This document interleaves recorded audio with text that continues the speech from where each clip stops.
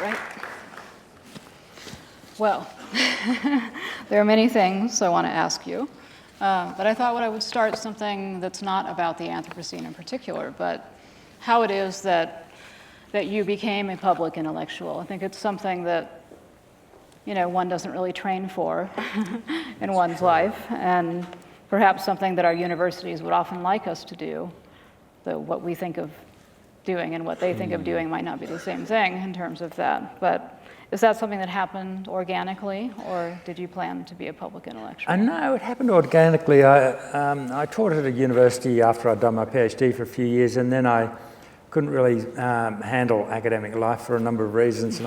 And so, oddly enough, I joined the public service, and I was there, this was in the mid to late 80s. And as part of my job, we were doing this major inquiry into a proposed mine in Kakadu National Park. And this mine, it was going to be a gold mine, and this little hill, which turned out to be a sacred site for the Guratpa people. And it was there actually that when we went to visit, and I stood on top of this hill, very unspectacular hill in the kind of hinterland of Kakadu National Park. No one other than the Indigenous people ever go there, and some geologists who found gold in that there hill. And I was standing with this group on top of the hill, and I just looked out across the landscapes, not unlike here, very flat, wooded, not particularly dense, and it was a hot day, and it's kind of, I don't know what it was. It was a kind of, I guess it was the heat, but it looked like the kind of spirit emanating from the land. And I thought it would be sacrilegious to dig up a mine here. And that's when I became a greenie. Mm-hmm. And in the course of that inquiry, which lasted a year, this furious campaign was mounted by the mining industry and the neoliberal right in Australia. And they had two right-wing think tanks who were extremely effective at prosecuting their case and constantly getting media and their spokesperson out. I was sitting there as a public servant, could say nothing, thinking, where are the progressive think tanks countering this stuff?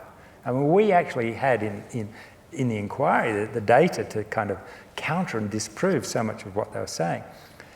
And it was that led me to decide to set up a progressive think tank, because there weren't any. Mm. And so that's really where that was the spark for it, because it was just a great need for it. So how do you decide which topics to pursue? Do you look for things that you believe will be provocative, or do all the things that you pursue kind of have something in common? Well, you know, there's a crude answer and there's a sophisticated answer to that question.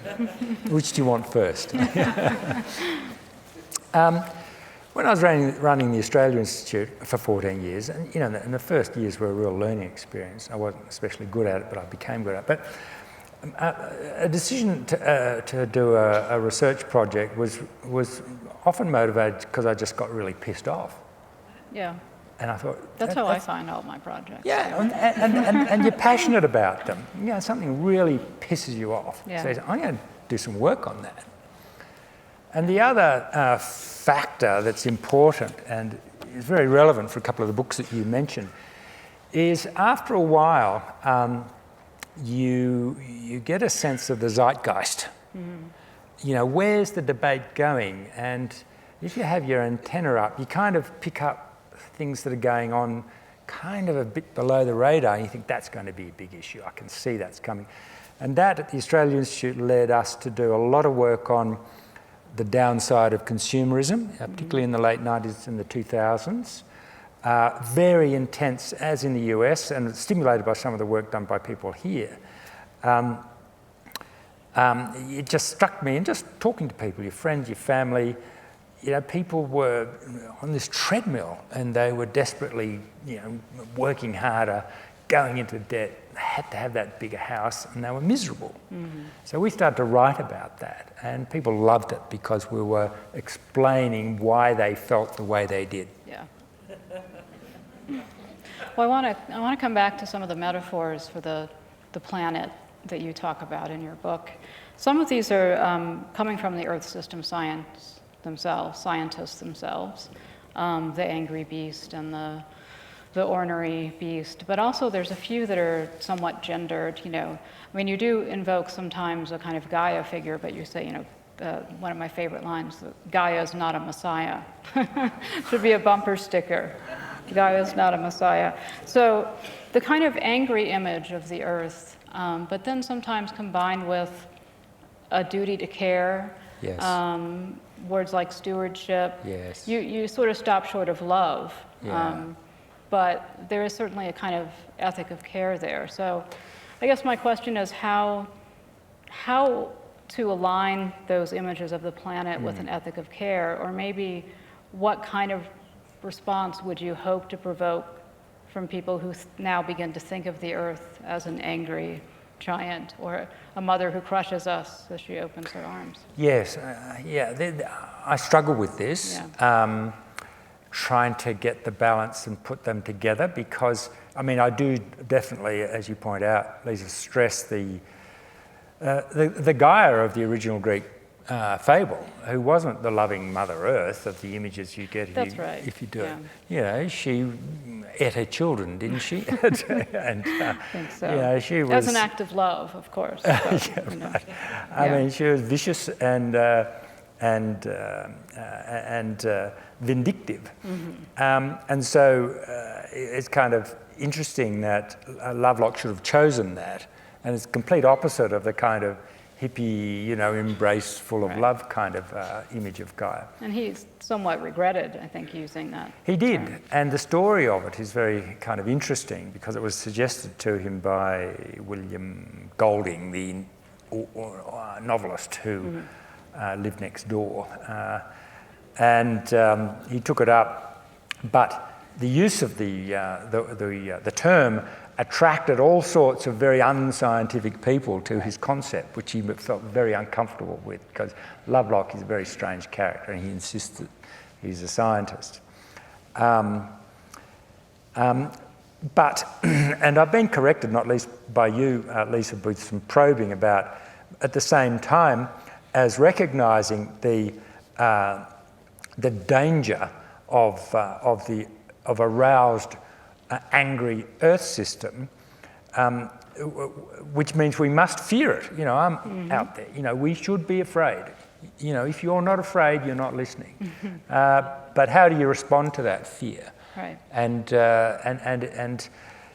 I have used the word responsibility, but to tell you the truth, it's such an overused word, and it kind of disappears it's kind of become banal, but I couldn't think of a better, stronger, more precise word. It is that, but we need to give the whole concept of responsibility far more power.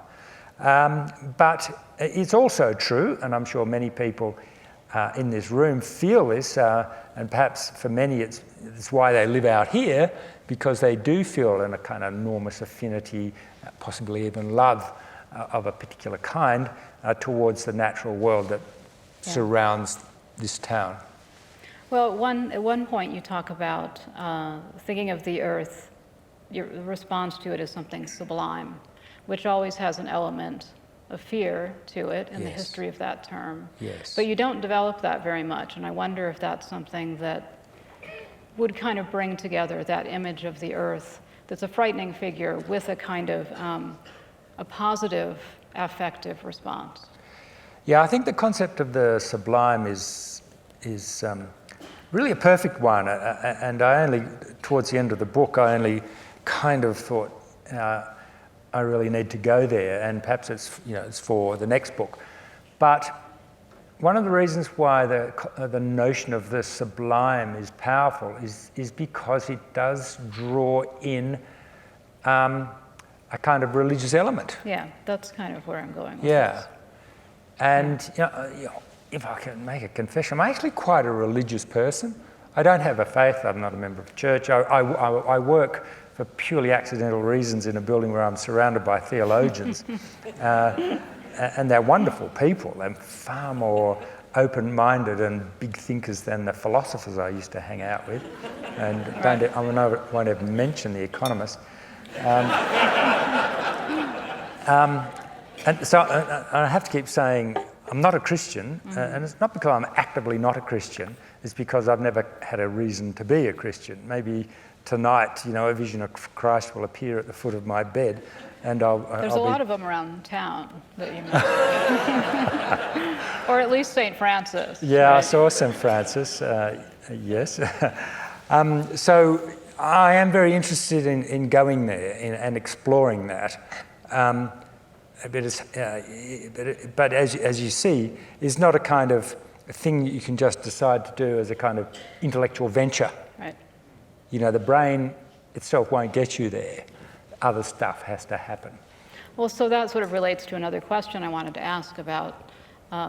Theologians have taken an interest in your work, especially maybe this book, or maybe it began with Requiem for a Species, I'm not sure. But why do you think that is? Because I certainly see some things that are kind of implicitly religious in your arguments.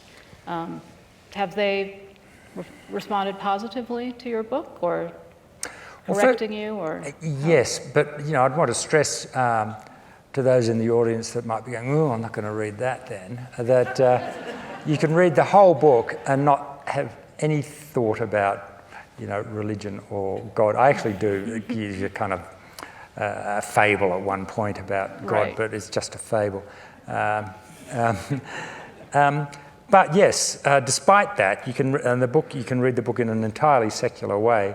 But it is true that between the lines, it can be read theologically, and we are talking about. How can you not read it theologically if you stop and think about it? You think about what I've just said. That here we're talking about this creature, this conscious, willing, intelligent creature, for all of its faults and foibles and everything else, has developed this power to change the geological evolution of a planet, hurtling off into space, being transformed into a different way of functioning.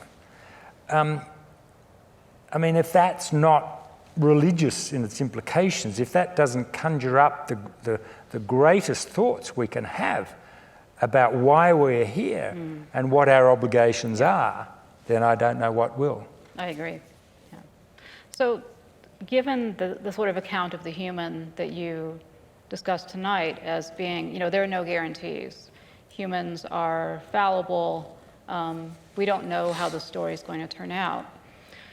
I'm curious sort of how you reconcile that with the centrality of Earth system science in your account. In other words, you treat Earth system science as if it's a kind of pure objective fact. And that really, you've made the strongest case of anyone I know to say that the Anthropocene concept or discovery, whatever it is, really belongs to Earth system science. It's not something that the ecologists often get when they talk about changes in landscape, all of the other alternative kind of interpretations of the Anthropocene. It really belongs to Earth system science. Yep.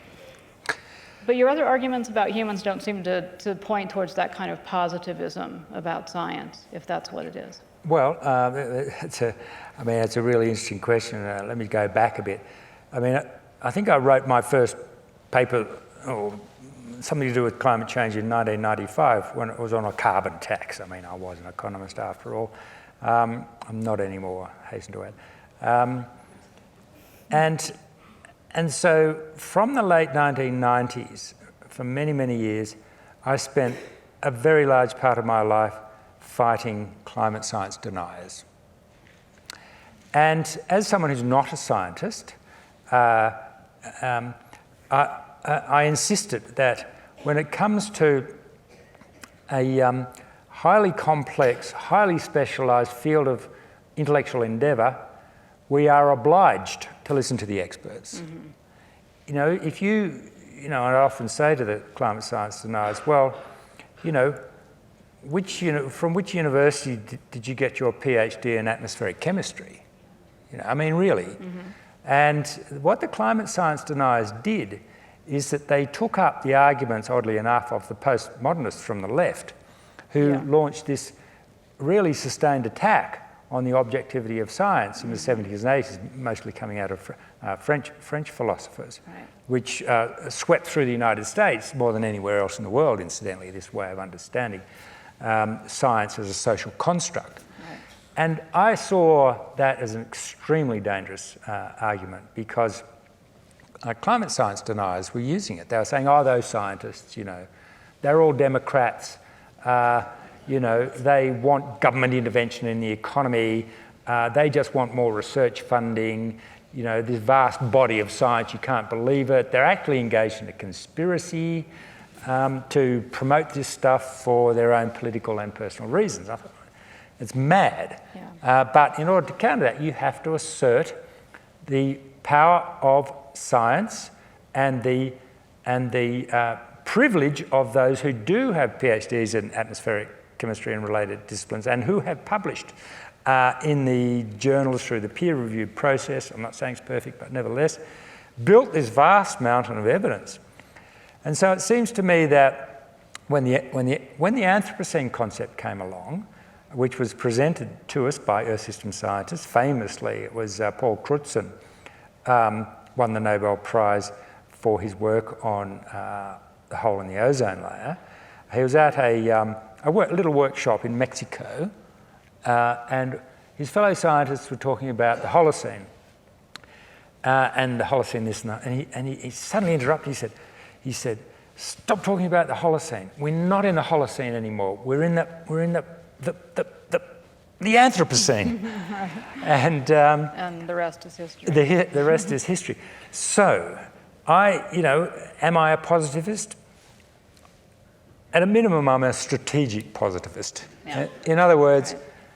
In the political... stakes are too high. The stakes are too high to start messing with the scientists and saying, well, and many left-wing social scientists have taken up the concept of the Anthropocene and reinvented it as a social concept rather than a hard scientific. And I'm extremely, as you having read the book, I'm extremely intolerant of that. Mm-hmm. Sorry, but I am, and so I assert the science. And I should say that the first couple of chapters of the book are about the science. And when I do write about it, I'm like a science journalist in a way. I go to the scientists, I read all of the literature, I write it, and then I send it to the leading scientists, if they're willing to do it, and say, I've written this, have I got it right? So I defer to them constantly. Yeah. Have you read The Great Derangement, Amitav Ghosh's book? I haven't. Well, you should, because he begins his discussion of how literature hasn't been able to sort of cope with climate change. Why isn't there any good, climate change fiction out there? But he very much, some people like science fiction, some people don't. He doesn't really like it. But he begins with an account of the Anthropocene that is drawn right from you, your defense of the Anthropocene as a rupture in the Earth system. And I think that makes a difference to the question that he's asking about how literature can or can't cope with something like that. So I read the two books kind of at the same time, and I thought it would be a very interesting conversation for you to... I must rush out and buy a copy. Talk about. As you know, there is this emerging genre of cli-fi, Right. Cli-fi. as they call it, cli-fi, yeah. Yep. And Barbara Kingsolver has written a book, Right. the one about the butterflies, which is wonderful actually, because in the sense that she really grapples with the psychology of denial in it. So it's very interesting from that point of view. We haven't yet seen the emergence of anthropophy, although a couple of fiction writers have written to me and have said, I'm writing a book about it. Really? So maybe it's emerging. I think it will emerge because it's such a huge concept, and some fiction writers can't resist that. Yeah. So another thing I wanted to ask you is about, you have, unlike some Anthropocene scholars, you've sort of shied away from talking about the human as a species in specifically that biological sense. But you do, as I understand you in your book, expect that some kind of collective human response is what's needed. And you do endorse a kind of we, right? Even though you don't want to reduce it to the kind of species language. So, I mean, is it political institutions that you think can bring about that kind of collective sense of, I don't know, danger? You know, Dipesh Chakrabarty talks about a negative universal. Yes. That we're united in our, because it's a common threat that faces all of us. Yes. Well, Dipesh Chakrabarty is a very important player in this. He's a historian at Chicago, and it was he who first pointed out a really profound observation that had a massive effect on me, that with the Anthropocene, something that no historian had ever imagined could happen has happened, and that is that the geological history of the Earth and human history have collided. Hence this phrase that I like so much, that the fate of one determines the fate of the other. But Dipesh does talk about human beings as a species, and I resist that because of its biologism. Yeah. I worry that it reduces us to kind of another biological species, you know, driven by our instincts and so on. And all the baggage that has come along with, you know, thinking of humans in reductionist terms. Exactly, and I mean, I think that, I think of humans in grand terms, if you like, in religious terms, as this species that emerged extremely distinctive, this extraordinary capacity for consciousness, this extraordinary capacity for technological innovation and developing powers, so much power that we can change the functioning of the entire Earth system. And so through the book I was searching for another conception of the humans that wouldn't be biologistic, and certainly not one that was kind of the chosen creature, you know, chosen by God. And so I developed this idea, though not very far, of the world-making creature, where world is understood in a very particular way, which kind of came out of German philosophy. And again, that's a kind of idea, because we do, I mean, this is our great challenge, isn't it? We have to rethink the nature of this creature that now walks on the Earth. There's a lot more than walking on it. We have to really transform the way we understand what the human being is, because the way we think of ourselves, we Westerners, is not just how humans are. It's a very distinct modern European conception, and that is we think of ourselves as isolated egos existing inside our bodies. And we think, well, that's just how we are. But actually, this is a very new and a very culturally specific way of understanding what a human being is. And I'm saying that we will reconceptualize in the Anthropocene what the human being is. I actually think it will take some decades to do it, because if you think back to the arrival of modernity, there were those early philosophers who painted this new picture of what a human being is, of Rousseau and Kant, which became the modern idea of the European idea of the individual. But it took 100 years for that initial idea to be developed, to be popularized, and to actually reshape consciousness. And I think that the Anthropocene is at least as important a historical event as the arrival of modernity. And it will also result in a reconception of the human, a reframing of consciousness. Exactly where it'll go, I don't know. I'm not confident that it will lead to the fulfillment of the Enlightenment ideal of a common humanity operating collectively in our collective interests. I wish that does happen, of course, but I'm not at all convinced it will. That's the outcome. You're not certain about that. Not certain at all, but one thing I am certain about, and as you're suggesting, is that it has to come around through collective action, and that is through political institutions one way or another, driven by a popular demand. for our institutions to act in ways that do result in the conserving of the planet as a livable habitat. Well, unfortunately, we're just about out of time. Maybe you can just take about 30 seconds or so to tell us what your next project is.